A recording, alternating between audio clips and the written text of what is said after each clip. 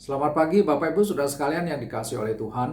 Mari pada pagi hari ini saya mengajak kita untuk melihat satu bagian dari Alkitab. Kita akan baca bersama dari Injil Yohanes pasal yang kedua ayat 13 sampai yang ke-22. Pada bagian ini dikatakan, ketika hari raya Paskah orang Yahudi sudah dekat, Yesus berangkat ke Yerusalem. Dalam bait suci didapatinya pedagang-pedagang lembu, kambing domba, dan merpati, dan penukar-penukar uang duduk di situ, yang membuat cambuk dari tali, lalu mengusir mereka semua dari bait suci dengan semua kambing domba dan lembu mereka. Uang penukar-penukar dihamburkannya ke tanah dan meja mereka dibalikkannya.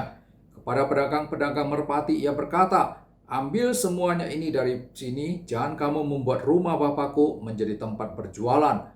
Maka teringatlah murid-muridnya bahwa ada tertulis, cinta untuk rumahmu menghanguskan aku. Orang-orang Yahudi menantang Yesus, katanya, tanda apakah dapat engkau tunjukkan kepada kami bahwa engkau berhak bertindak demikian? Jawab Yesus kepada mereka, rombak bait Allah ini, dan dalam 3 hari aku akan mendirikannya kembali. Lalu kata orang Yahudi kepadanya, 46 tahun orang mendirikan bait Allah ini, dan engkau dapat membangunnya dalam 3 hari?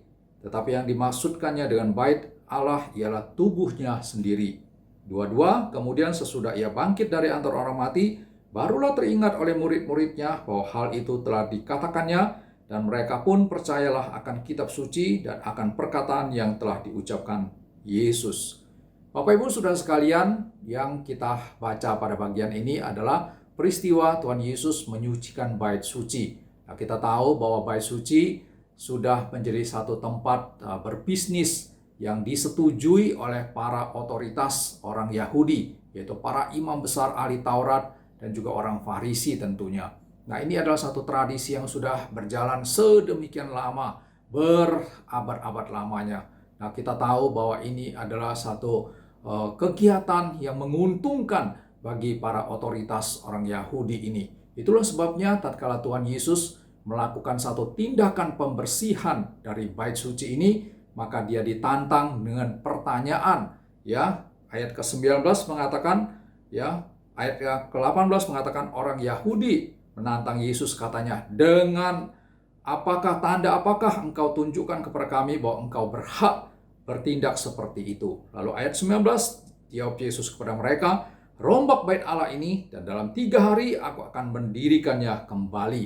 Nah, Bapak Ibu Saudara sekalian, menarik sekali ya, bahwa pada saat Tuhan Yesus memberikan satu pernyataan, tatkala dia ditanya berdasarkan otoritas hak apa engkau melakukan penyucian terhadap bait suci ini, mengusir semua pedagang hewan lembu, menghamburkan uang-uang para penukar uang, apa dasarnya? Lalu Tuhan Yesus mengatakan, rombaklah bait Allah ini, dan dalam 3 hari aku akan mendirikannya kembali.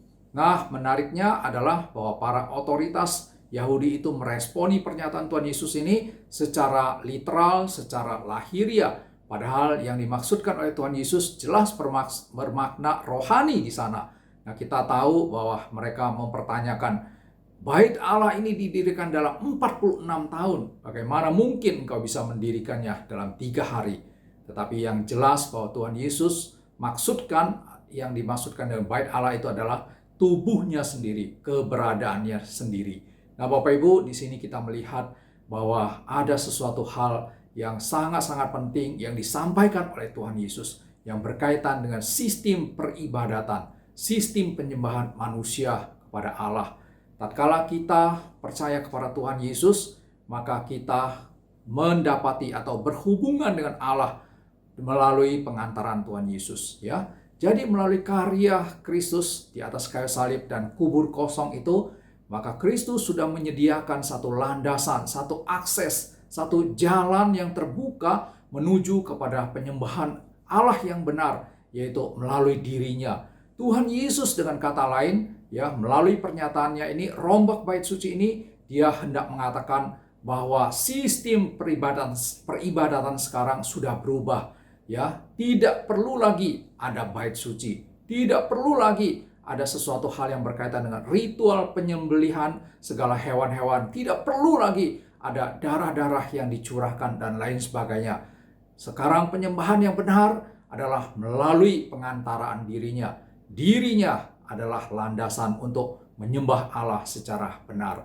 Nah, Bapak Ibu Saudara sekalian, Apa yang Tuhan Yesus katakan ini jelas sekali merupakan sesuatu hal yang membuat perbedaan antara sistem peribadatan daripada orang Kristen dengan orang Yahudi. Kita tidak butuh lagi akan bait suci. Kita tidak butuh lagi akan ritualitas dari perjanjian lama. Oleh karena apa? Semuanya sudah digenapi oleh Tuhan Yesus Kristus sendiri melalui kehidupan, melalui kematian, dan juga melalui kebangkitannya.